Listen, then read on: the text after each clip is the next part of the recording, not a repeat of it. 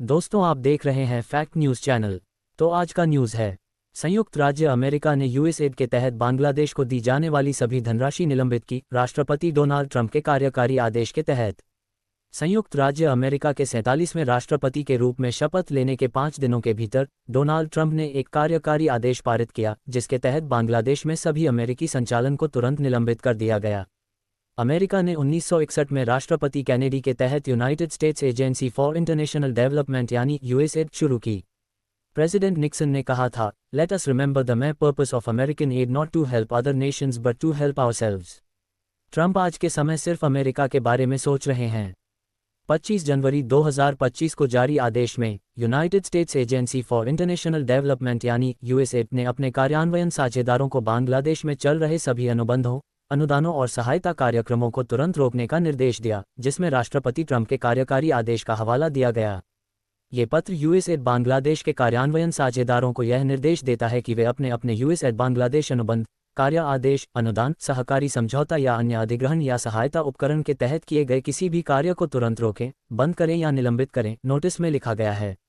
इसके आगे कहा गया है, साझेदारों को अपने पुरस्कारों से संबंधित लागतों को कम करने के लिए सभी उचित कदम उठाने चाहिए। साझेदार तब तक अपने पुरस्कारों के तहत काम फिर से शुरू नहीं करेंगे जब तक कि अनुबंध, समझौता अधिकारी से लिखित रूप में ये सूचित न किया जाए कि इस पुरस्कार, कार्य रोक आदेश या निलंबन को रद्द कर दिया गया है।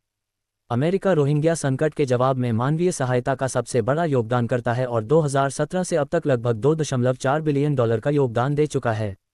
ये घटनाक्रम मोहम्मद यूनुस के नेतृत्व वाली बांग्लादेश सरकार के लिए एक बड़ा झटका है, क्योंकि देश पहले से ही बड़े वित्तीय संकट का सामना कर रहा है। ये निलंबन कथित तौर पर विदेशी सहायता आवंटन की व्यापक समीक्षा का हिस्सा है, जिसे शुक्रवार को अमेरिकी विदेश विभाग के तहत जारी एक व्यापक कार्य रोक आदेश के तहत लागू किया गया। यह आदेश विभाग के विदेशी सहायता कार्यालय द्वारा तैयार किया गया था और विदेश मंत्री मार्को रूबियो द्वारा अनुमोदित किया गया। इस आदेश से इजरायल और मिस्र को दी जाने वाली सैन्य वित्तीय सहायता को छोड़कर सभी मौजूदा विदेशी सहायता प्रभावित होती है। आदेश के लिए कोई विशेष कारण नहीं बताया गया। 20 जनवरी को पद संभालने के कुछ घंटों के भीतर राष्ट्रपति ट्रंप ने अमेरिकी विदेशी विकास सहायता पर 90 दिनों की रोक लगाने का आदेश जारी किया, ताकि उनकी नीति की दक्षता और सुसंगतता की समीक्षा की जा सके। हालांकि आदेश का दायरा तुरंत स्पष्ट नहीं था। इस आदेश के तहत अरबों डॉलर की सहायता कटने की संभावना है। अमेरिका वैश्विक सहायता का सबसे बड़ा एकल दाता है और उसने केवल 2023 में लगभग $72 बिलियन की सहायता आवंटित की थी। यह आदेश बांग्लादेश के लिए एक बड़ा झटका है, जो पिछले साल की हिंसक क्रांति के बाद सामान्य स्थिति बहाल करने के लिए संघर्ष कर रहा है, जिसने शेख हसीना सरकार को उखाड़ फेंका था। ये ध्यान देना महत्वपूर्ण है कि यह निर्णय उन दिनों बाद आया है जब भारत के विदेश मंत्री एस जयशंकर ने 22 जनवरी को संयुक्त राज्य अमेरिका के नए नियुक्त विदेश मंत्री मार्को रूबियो के साथ बांग्लादेश पर एक संक्षिप्त चर्चा की थी।